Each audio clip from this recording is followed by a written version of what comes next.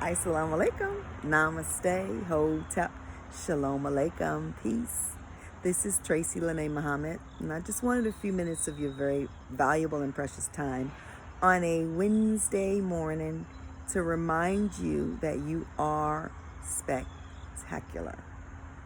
I don't care what you've done, how you've shamed yourself, how you shamed others. At the core of who you are is a spectacular being.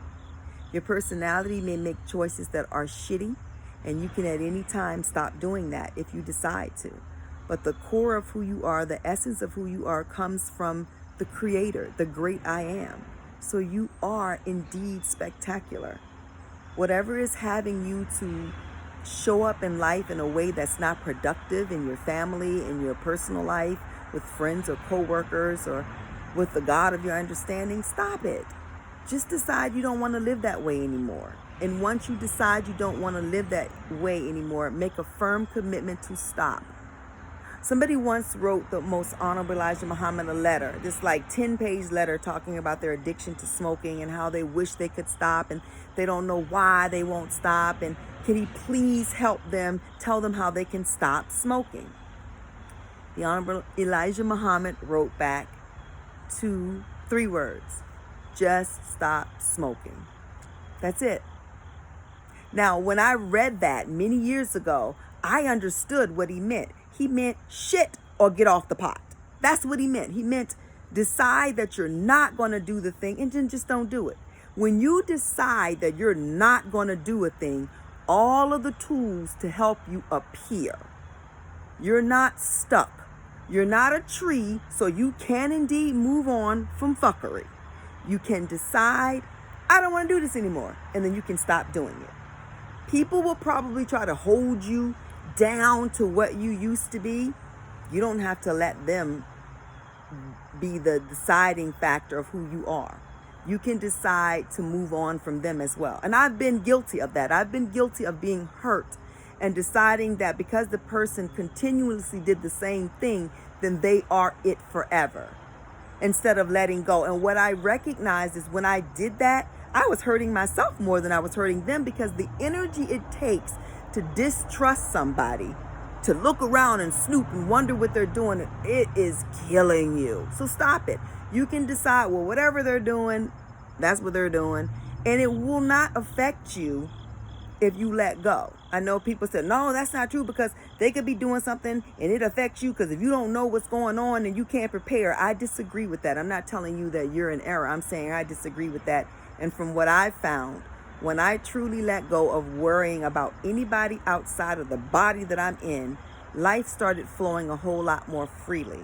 And what happened for me is the God in me, the forces that be around me, my divine angels, my spirit of teen guys, my spirit of healed ancestors and divine mother, call by any name you want, Allah, Jesus, whatever, let me know intuitively in my gut what I needed to do and what I should not do.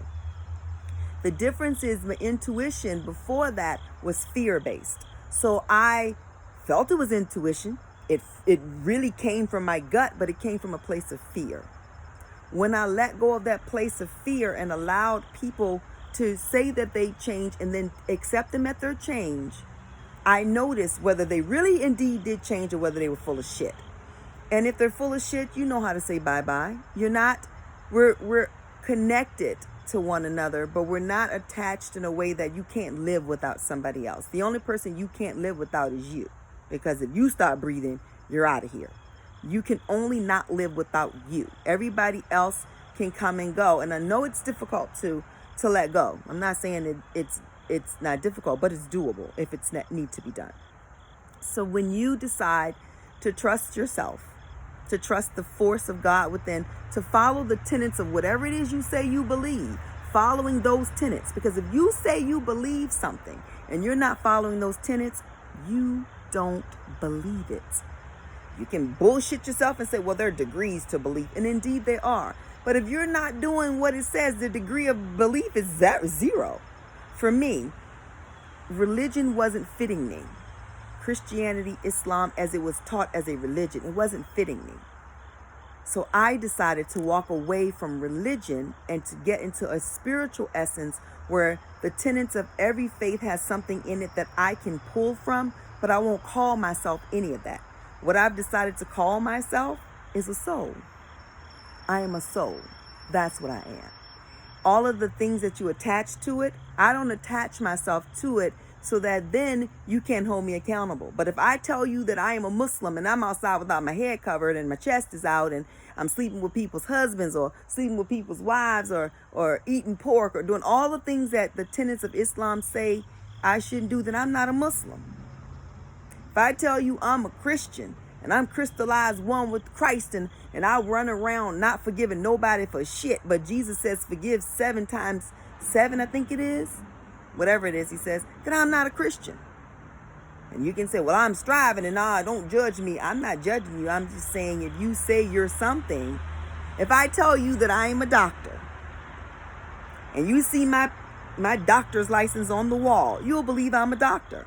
But if I start behaving in a way that doctors don't behave, you're going to tell me you ain't no doctor. That's what you're going to say, regardless of the piece of paper that's saying I'm that, right? So what I'm really just saying today is whatever it is you want to be, you can be it. You can stop foolishness immediately in its tracks and move on to something better, understanding that the karma of it still is going to find you.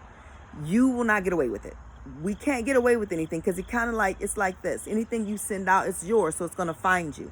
But I believe that mercy can find you if you genuinely stop doing it, learn from the lesson, and not be afraid to admit that that's what you did. With the whole Fantasia thing, I think the biggest issue for people isn't that she's happy and she's married and she now understands how to be a wife, but that she's acting like she wasn't an adulteress and that she didn't help to break up a home and that she didn't make some bad choices. She doesn't have to live in that, but you do have to acknowledge to people, listen, I know I was X, Y, and Z. I'm not that anymore. So now I'm speaking from a space of learning my lesson. That humbles you. And when you humble yourself, the Minister Louis Farrakhan, always humbles himself. He always tells you something that you should be doing, but he always tells you, well, yeah, I used to do this. And he doesn't make it like he's perfect. He's never acting perfect. We may put that on him, but he's never saying that. And there are plenty of teachers that Ian Levin's aunt talks about how at one point she wasn't a good sister to sisters because she was sleeping with somebody's husband. So she wasn't a good sister. When you can lay with somebody's husband, knowing that you are hurting that woman in her soul, you got a soul too. You're a woman. You should know better. I'm not saying that the husband is exempt. But what I'm saying is, as a woman, you know you're hurting another woman. That doesn't come into play with you because you're so damaged and so broken, so you go ahead and do it. Now, one day you may wake up and decide you don't want to do that anymore. And you may not have the opportunity to go to that woman and apologize to her in her face because she might beat the shit out of you, so you might want to stay away from her. I don't know where she is in life. But you can write it out and ask the universe to forgive you and to send some good her way. Make your part good. That's all I'm saying. Anything that you are doing, whether you're smoking, drinking too much, whether you are a big liar or you're a thief, whatever the things you're doing, just stop doing it. Take the most honorable Elijah Muhammad's advice. Just stop doing whatever it is you're doing. Accept the karma humbly and move on. And one day you'll have a story where you can tell somebody, hey, listen, I used to do this. Now let me tell you how I stopped and how I can get to that. That's what it's all about. Each one, teach one. We're reaching, picking each other up with love and unconditional love and without judgment. Have an amazing day. Assalamu alaikum, namaste, hotep, shalom alaikum. Peace out to Brooklyn and everywhere else.